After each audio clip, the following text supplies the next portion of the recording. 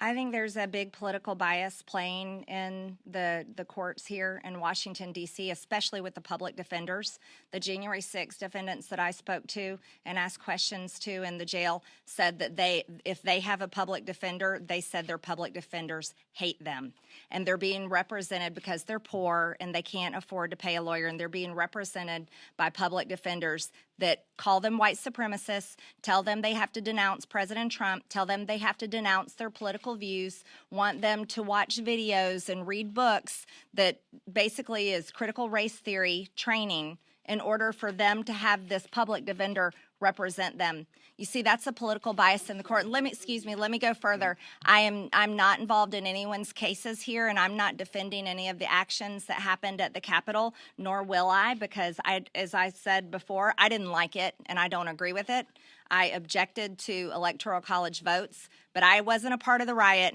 and was shocked when it happened. But what I will tell you is the treatment of these people is absolutely wrong, and I spoke to people in the jail there that were not charged with violent crimes that walked through the Capitol. So when you see people being held indefinitely, and they've been held in solitary confinement 22, 23 hours a day,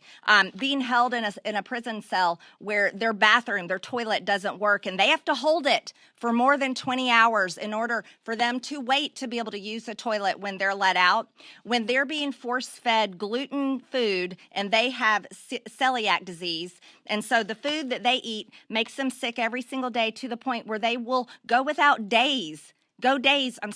without eating in order to just feel better because they are not given better food. I think we can clearly see that there is serious abuse happening here, and we can go beyond the silly-dilly political games. I think we need to break down to the facts, and I'll hand it over to